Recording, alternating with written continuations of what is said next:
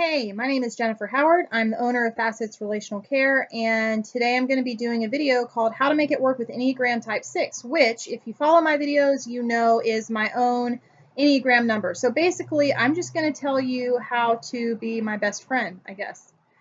Anyways, we're going to go ahead and just jump right into this. I would say,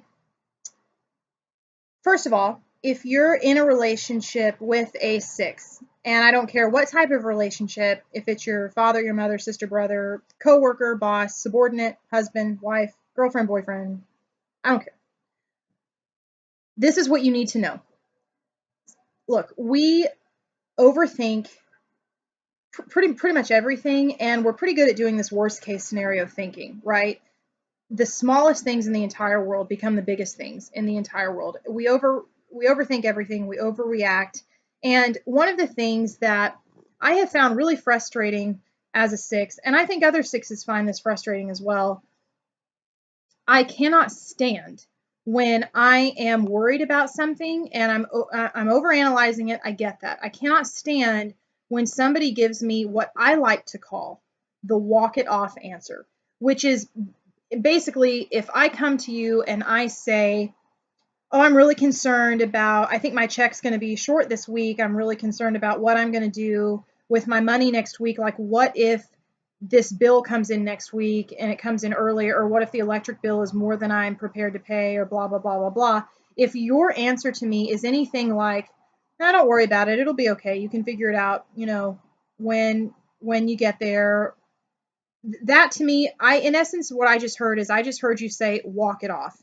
And that doesn't work for me, because when you're a 6, I'm going to try to explain this the best I can.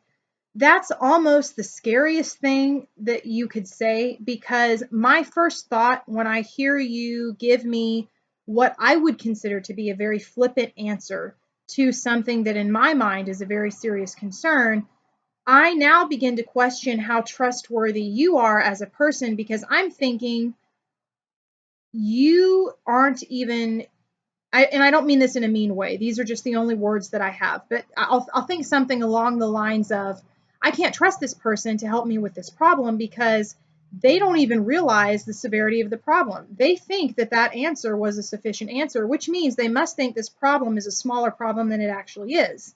If I can't trust them to even appropriately assess the problem and understand its magnitude, how can I trust them to help me solve the problem? So it's like, now I can't take anything that you say. You know what I mean? So obviously I don't have any help from you. So I need to find help somewhere else. And for a 6, that can be a very anxiety provoking thing. It kind of fuels the fire, if you will. So here's what I would say. It's very counterintuitive. Okay. I get it. But please, please, please listen. Okay. When you love a 6 and they start doing this worst case scenario crap with you, and you're going to know it when you hear it, because they're going to come in and they'll say, well, what if this? Well, what if this and that? But what if that happens? If it starts with what if, okay, that means they're doing their worst case scenario thinking. That should be your clue that you need to do what I'm about to tell you, which is, again, counterintuitive. Go with them into the hole, into the scenario. If I come into you and I say, my check is going to be short next week, what if my electric bill comes in and it's more than I have to pay? What am I going to do? Your answer should be, well, let's think about that. What are some things that you could do if that situation were to occur? You could assess your other bills and you could prioritize and see if perhaps there's one bill that you could, pay late. You get paid bi-weekly, so does the other one have to be paid like right on that date? Could you wait maybe 2 more weeks to pay it and still get it paid within the month? Is there anyone you could borrow money from?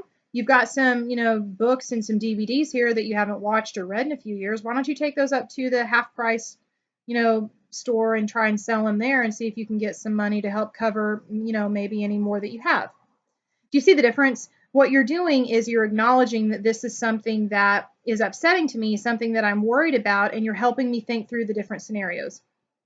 The reason that I tell you that this is a helpful thing for 6s is because you may have, look, I am the first person to acknowledge like my husband's a 9. Nines, their entire motto in life is walk it off because everything's going to be okay. Just get up, walk it off, go on, right?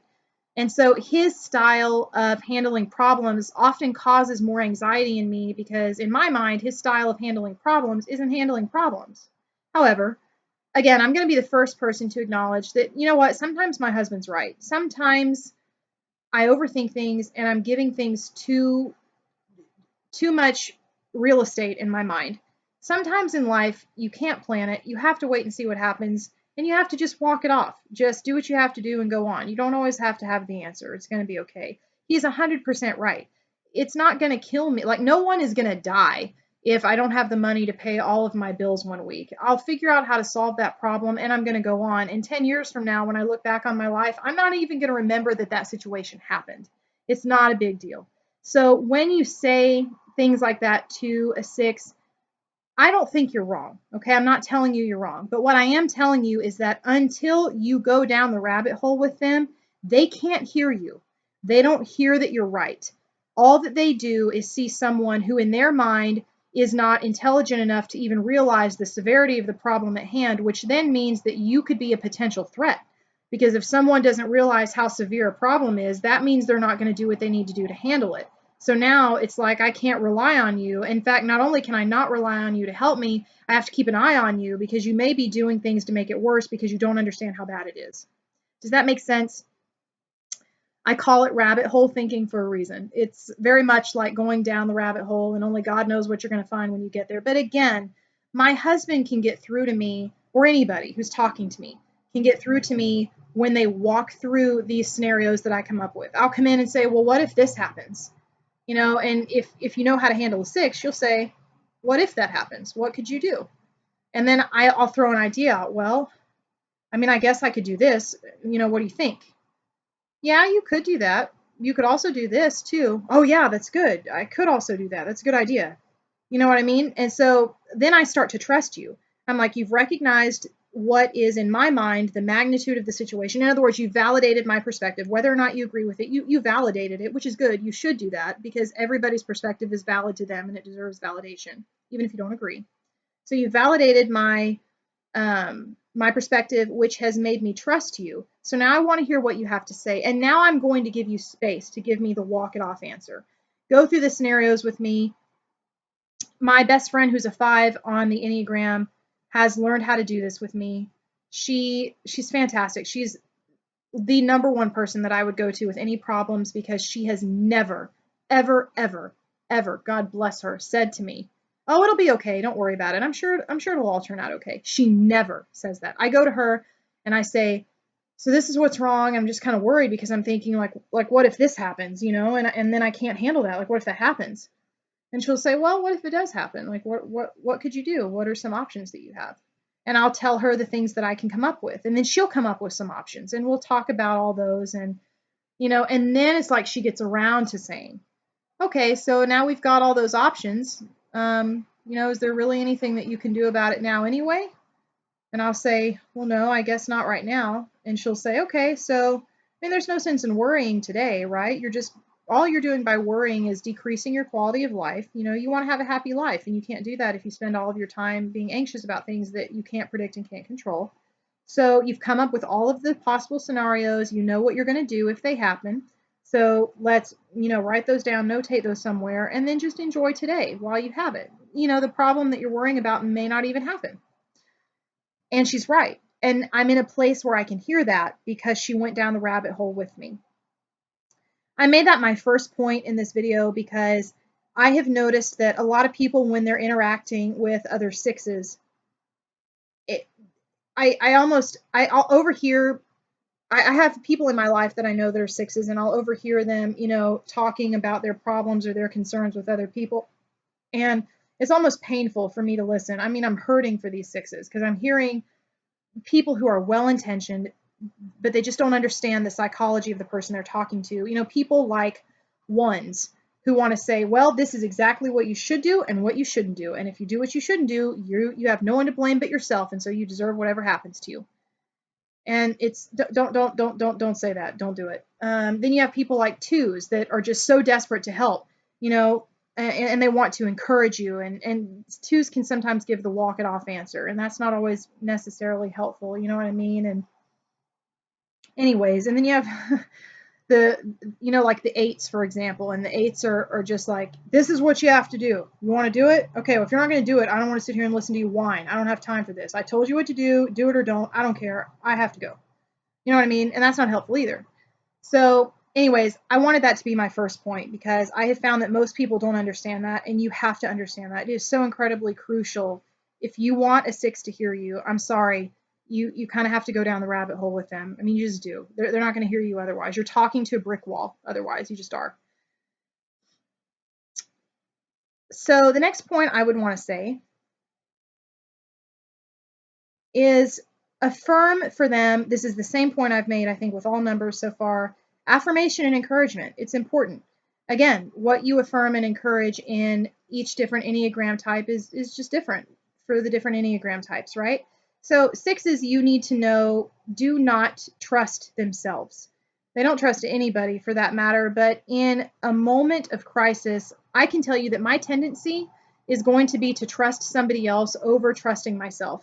I may come up with an idea or a plan or a preference, and the second that someone else challenges that or counters that, I'm going to start second guessing everything that I just came up with because it is so, excuse me, standard for me to rely on things outside of myself for guidance. I like to know what the popular opinion is so that I can know whether or not I have the right or wrong opinion. I like to know how other people are going to be dressed at this event so I can know whether or not I'm going to be dressed appropriately. I like to know if I buy this item, is my husband going to be mad at me for spending that much money? Because that's going to determine whether or not I buy the item. I have to know if I get this part of my body pierced, how is my extended family going to react? Because that's going to determine whether or not I want to get that part of my body pierced. Do you know what I mean? I have to know who all of my friends and the people that I spend the most time with are going to vote for in a presidential election, because that's going to tell me whether or not I want to tell them who or not, whether or not, who I'm going to vote for. If they all want to vote for somebody that I don't want to vote for, I'm going to pretend like I don't have an opinion. I'll say, well, maybe I like this person, but I could like this person too. Again, it's all forms of looking outside of yourself for guidance and stability and something to center around. It's terrible. It's what we do. I'm working on it. I'm trying not to be so bad about it. I do it even with my emotions. I'll go to a movie and I'll come out of the movie and I'll have an idea about what I think, how I feel about the movie. I liked it or I didn't like it, or it was sad or it was funny or a combination of both or whatever. And, my husband may say, man, I hated that. That really sucked. I can't believe we wasted our time. And I'm then at that point, I'm like, maybe it was a really bad movie. Maybe it really wasn't actually that funny. And then I start to rethink it and adopt his perspective. I will come in and I'll say, I do it even when I teach Enneagram. I'll make a statement and I'll say, well, this is what I know to be true about this number and blah, blah, blah, blah, blah. And whether it's even here, and sometimes in the comments, or sometimes in real life, when I teach it in real life, someone will challenge that. And they'll be like, that's not true. I'm that number, and I'm not like that at all. My first thought every time is, oh my God, what if I got it wrong? I'm like supposed to be like the Enneagram person. Like everybody comes to me for this, and I just got it wrong. And then I'm like, no, you didn't get it wrong. It's just a difference in perspective. It's okay. So I would say, you need to understand that 6s are doing that absolutely all of the time. I'm not telling you not to challenge them, because if you disagree, you disagree, and you have every right to do that. And it's every 6 has a responsibility to learn how to handle that on their own. Okay? You're not responsible for me looking to you for external guidance. You need to say what you need to say, regardless of how I take that, right? That's true of any 6. But what I will say is, when you think that they're on the mark, when you think that they've got it right, and actually, no, not even that. When they have made a decision firmly, one way or another, to do something, especially if it's without any kind of certainty, please encourage that, unless it's like something that's obviously harmful. You know what I mean? So, like, for example,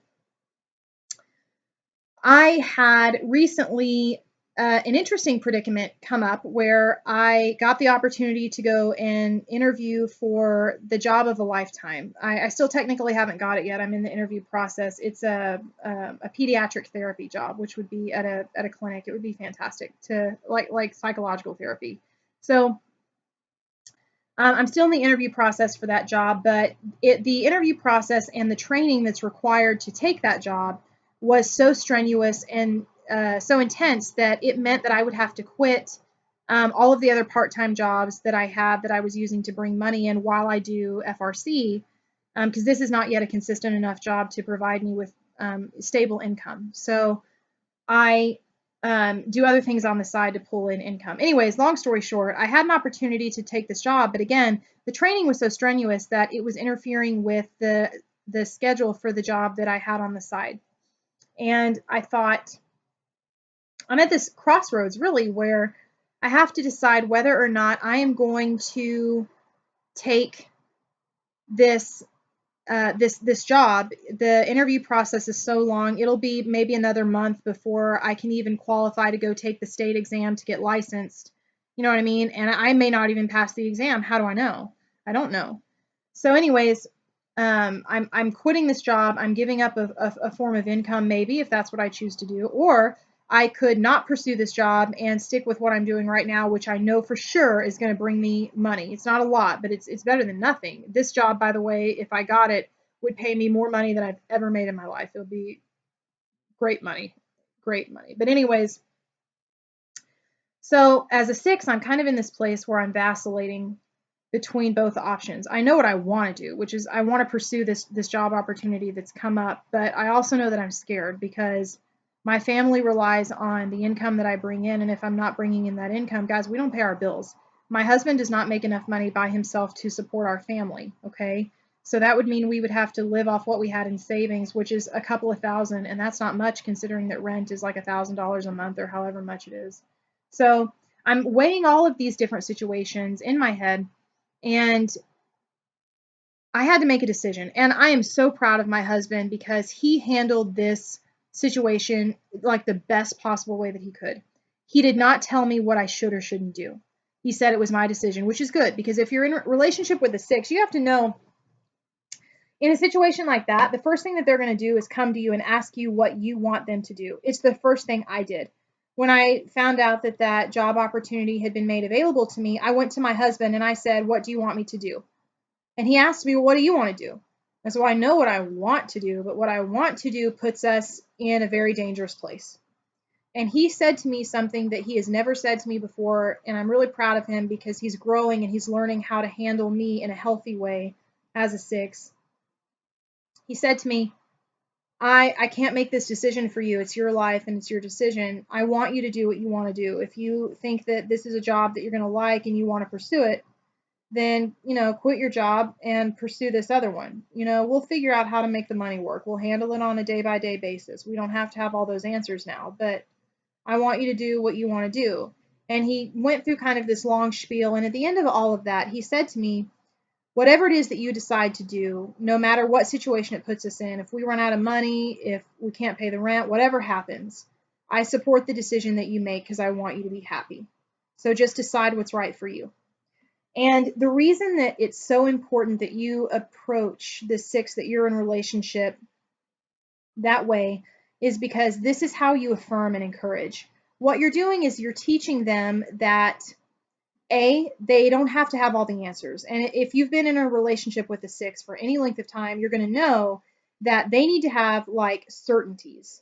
You know what I mean? They want to know that this is going to happen on this date. If you make a promise to them, you better not break it because they take that stuff really, really seriously because then they start to question what else about you they can't trust.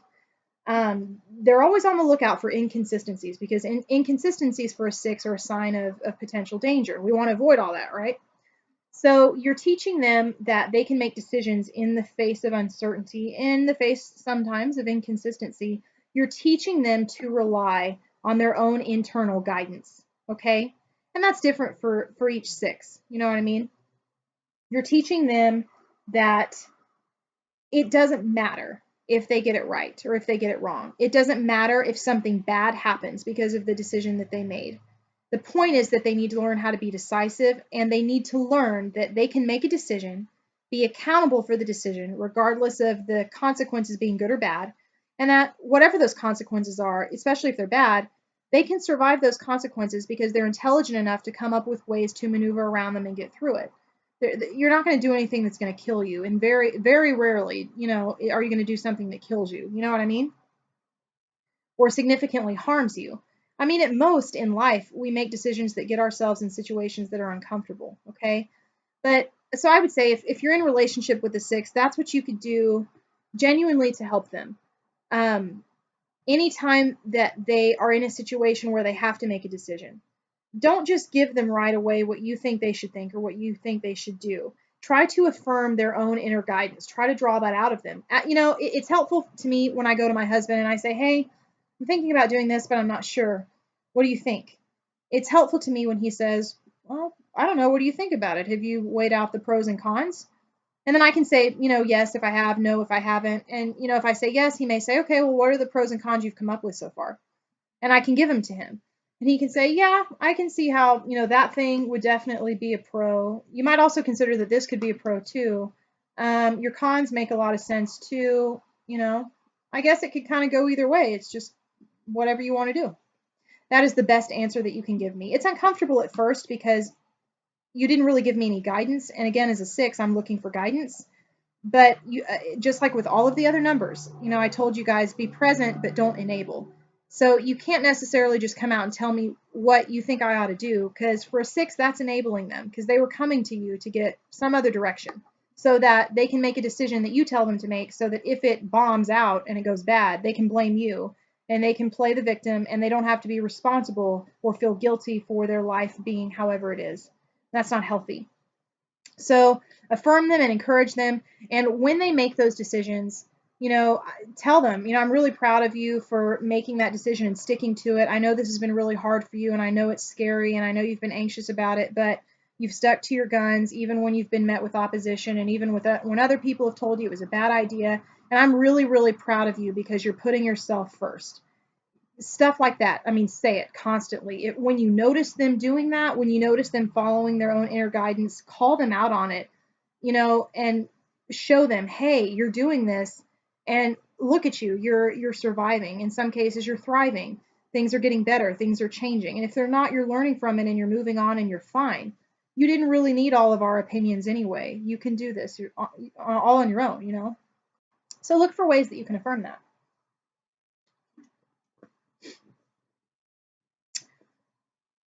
You need to, if you're in a significant relationship with a 6, you need to remind them of all of the things that have gone right, because 6s will dismiss every answer that they ever got right. They forget about. They only remember the ones they got wrong. Every job that they ever had that they were good at, they forget about that. They only remember the ones that they weren't good at.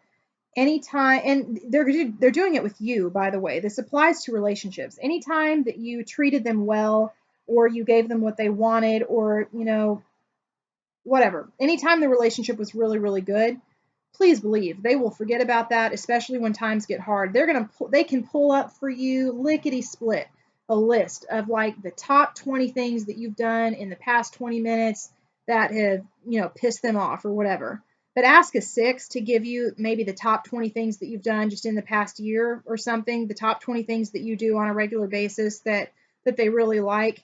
And I mean, don't be surprised if they have to think about it for a while, because their tendency is to focus more on what went wrong than what went right. So you need to constantly, you can't be a negative person and be in a healthy relationship with a 6, because a 6 will latch on to that cynicism and to that negativity. And they're going to, I mean, you're just the wave they're going to ride out. They're loving it. They're like, yes, this is why we can't trust anything. And again, that's enabling. You can't do that.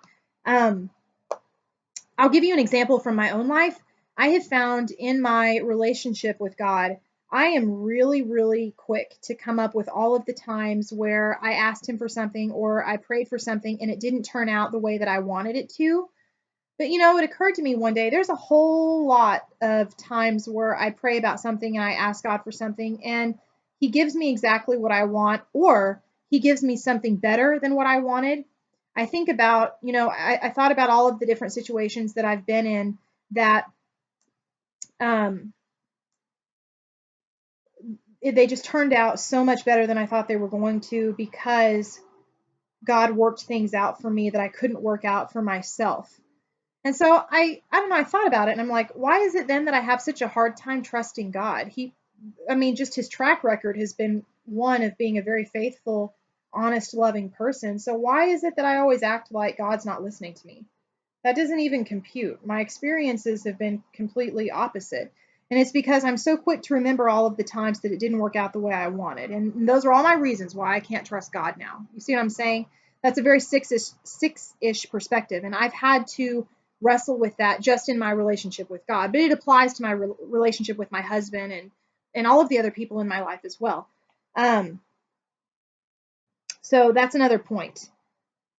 Just be a positive person and try to remind them. I mean, unfortunately, I hate to tell you, you may find that if you're in a relationship with a 6, you're going to have to spend some significant time probably defending yourself. And by that, I simply mean you may have to spend some significant time reminding them of all of the things that you did right, because they have a hard time remembering that. And it's not a personal thing. It's really not. It's not because they don't like you. It's because they're so incredibly scared to trust, because it's like, if they acknowledge that you did all of these things right, then that means they no longer have an excuse not to trust you. So they're obviously going to have to trust you with more, whether it's exposing themselves more to you emotionally, whether it's giving you more to do at work, whatever. I don't care.